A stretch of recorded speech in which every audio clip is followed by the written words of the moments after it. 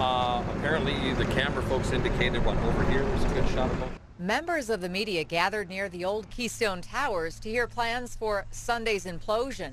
What we didn't plan on hearing was from a 6-year-old expert. Yes, 6-year-old Elia Kelly, momentarily distracted by a bug.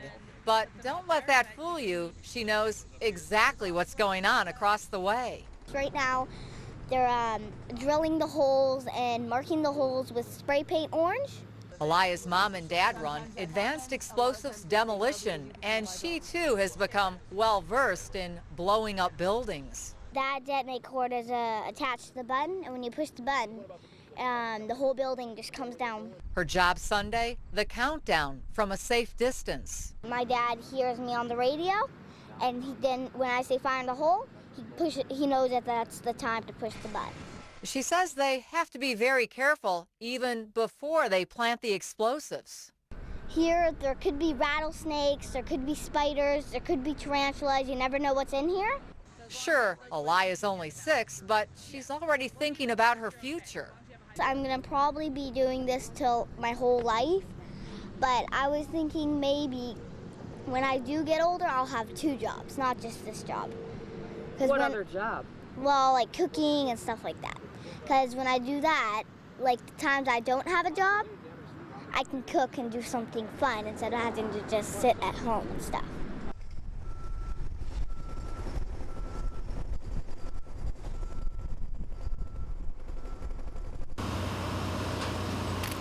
Keystone Towers has never looked worse, and Harold Waters wants to capture that. It housed a lot of good people for a while, and now it's kind of been an eyesore. And Sunday, it all comes down in a cloud of dust. Ladies and gentlemen, Elvis has left the building.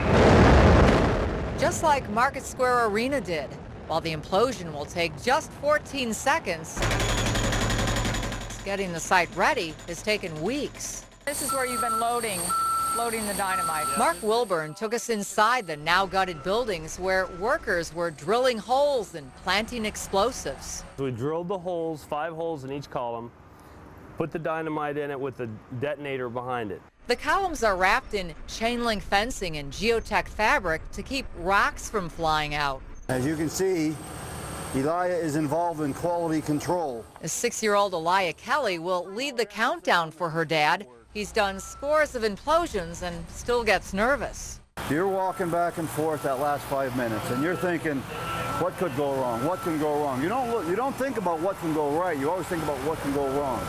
Despite being gutted, you can still see some of the remnants of this building's past life, including the elevator shafts and track lighting. The piles of rubble, nothing compared to what's ahead. So once it's on the ground, that's when the unglamorous work begins, and we'll go through and we'll segregate materials. We will pull out anything that can be recycled. Many people who live and work nearby can't wait until Sunday. Oh yeah, we've got ringside seats to the fireworks. What could possibly be better? I'm excited to see it come down, excited to see the structure gone and something new happen there, you know. Waters will also be nearby, focusing on those last 14 seconds. This is one in a lifetime here that you'll kind of see and hear and be able to show your grandkids and stuff here. The end of an era and the end of a huge eyesore. Mary Mills, Channel 13 Eyewitness News.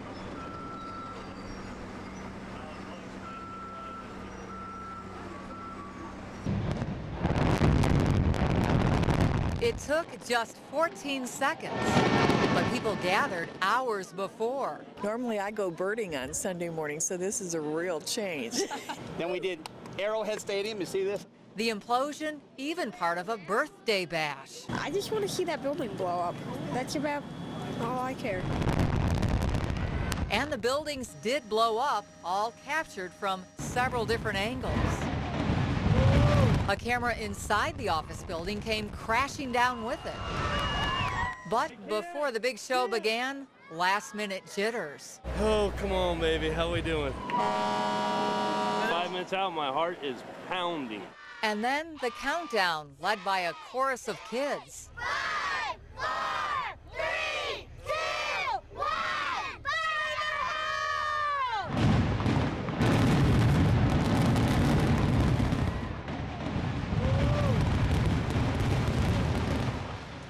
the elevator shaft came down with a bang in a cloud of dust. It came, hit my stomach, and you could just feel it. Oh, I thought it was awesome. Awesome. If they have another implosion, I'll be there. That's for sure. To have it happen here and to witness it was just great, wonderful. And we got an eyesore gone from our neighborhood. Everything went perfect on the implosion. The elevator shaft did stay, as we had thought it would. Now Denny's Excavating will go in there and tap, tap, tap and put it on the ground. Denny's Excavating will now spend several weeks removing heaps of rubble, but this is how many people will no doubt remember the end of an eyesore. Mary Mills, Channel 13 Eyewitness News. 8, 7, 6, 5, 4, 3, 2, 1, fire!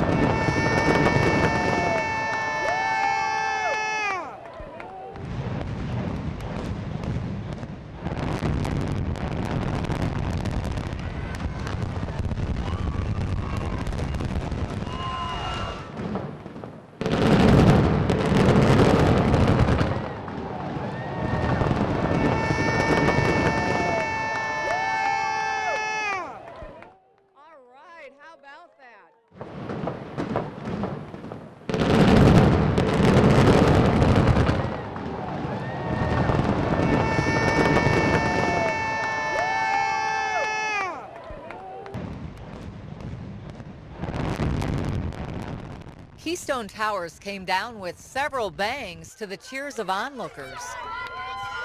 24 hours later, people were still stopping to see what's left. It's looked so ugly for so long, and this is going to be nice, even if there's nothing there. The implosion has cleared the way for something new.